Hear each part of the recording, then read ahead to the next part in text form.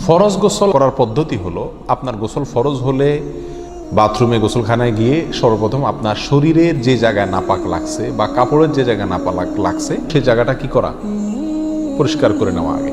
যদি আপনার জায়গাটা চিহ্নিত থাকে যে এই জায়গাটা নাপাক লাগছে, ওই জায়গাটা ধুয়ে ফেলান। এরপরে নামাজের জন্য যেভাবে আমি উজু করছি সেভাবে উজু করা।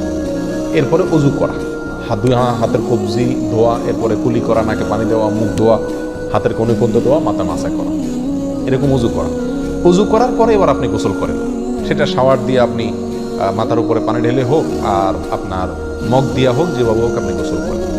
গোসল করা শেষ হয়ে গেলে, গোসল করে যখন বের হয়ে যাবেন, তখন যাওয়ার আগ দিয়া ওই যে পাও দেওয়া বাকি আছে হুজুর, যাওয়ার আগ দিয়া পায়ের ওখানে পানি ঢেলে টাকনো পর্যন্ত পাও ধুয়ে ফেলেন, বাস গোসল হয়ে গেল।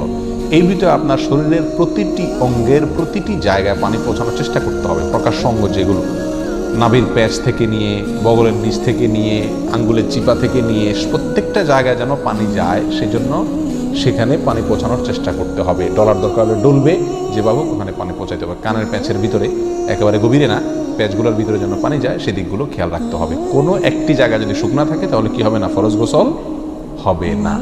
অতএব পরিপূর্ণ শরীর যাতে ধোয়া হয় সেদিকটা খেয়াল রাখতে হবে। নেল পালিশ ইত্যাদি বা কোনো রং টং ইত্যাদির কারণে যদি কোনো আবরণ থাকে শরীরের উপরে, তাহলে সেগুলো সরা নিতে হবে, তাহলে কি হবে না, ফরজ গোসল আদায় হবে না। কথা, প্রথমে শরীর এবং কাপড় থেকে নাপাকগুলো ধুয়ে নেব, এরপরে অজু করব পূর্ণাঙ্গভাবে, পাও ধোয়া বাদে, এরপরে গোসল করব। আর বের হওয়ার সময় দোনো পাও টাকনো পর্যন্ত ধুয়ে তারপর বের হয়ে যাব। এই গোসলের সাথে আমার অজু হয়ে গেল। এই গোসলের পরে আর কি করার দরকার নাই, অজু করার দরকার নাই। অনেকে গোসল পরে অজু করেন, এটা কোনো প্রয়োজন নাই।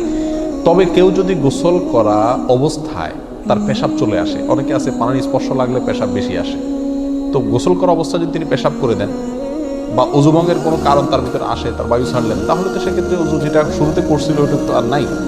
তাহলে তাকে আবার কি করতে হবে, নতুন করে গোসলের পরে অজু করতে হবে। এই হলো মোটামুটি ফরজ গোসলের পদ্ধতি।